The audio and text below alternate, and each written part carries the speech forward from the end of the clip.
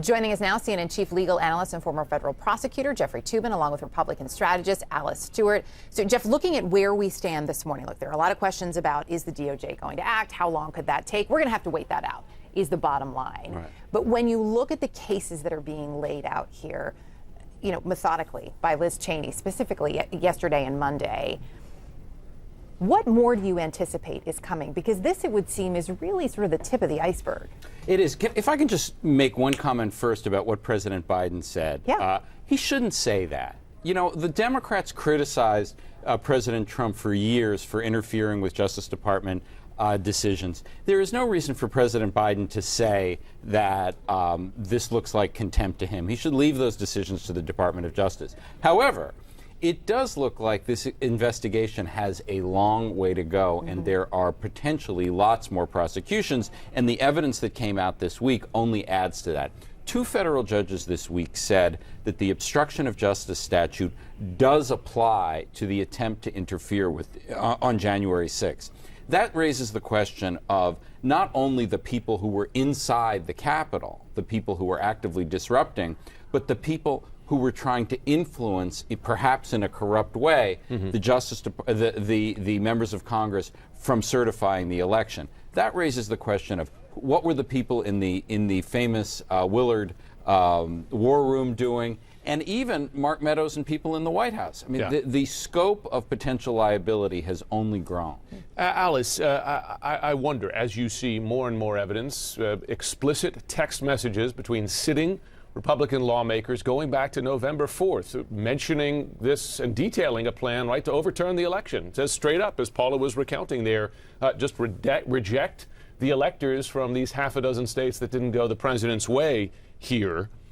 Does the Republican Party need to be policing itself on this, right? I mean, clearly there's very little political appetite in the House, but should they be looking in to say, what were you up to here? I mean, I know that's probably a pie-in-the-sky idea given the partisan nature of politics today, but what's your view? You're a longtime Republican.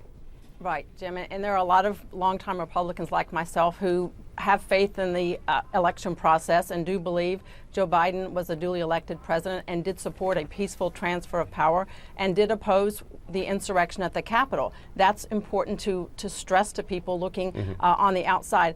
But there are a lot of Trump supporters who question all of that and didn't believe the election results and do think that the questioning and challenging the certification of the election was the right thing to do.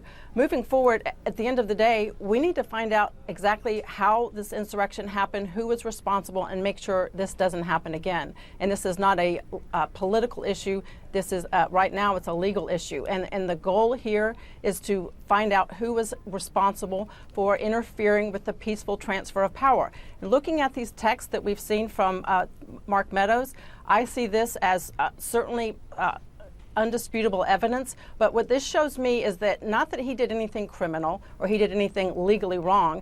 This demonstrates that he simply did not have the influence to pressure the president to stop and quell these protesters at the time this was happening. And that I don't see that as a crime. That just goes to show he's not quite as influential as many chief of staffs would have. And that's what we need to look at moving forward. I do appreciate the fact he has cooperated by producing documents. Whether or not this means that he will eventually speak, I seriously doubt that.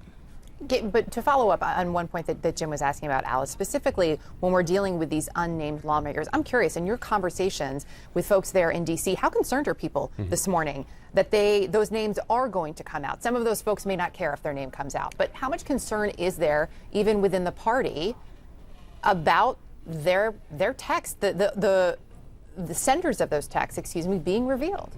Well, that's a good question, Eric. I've spoken with several of them over the last several days, and they have all checked their old texts to see exactly if they texted Mark Meadows during this time period and what exactly they were. A lot of them that did actually text with him during that time, it was things absolutely nothing to do with this.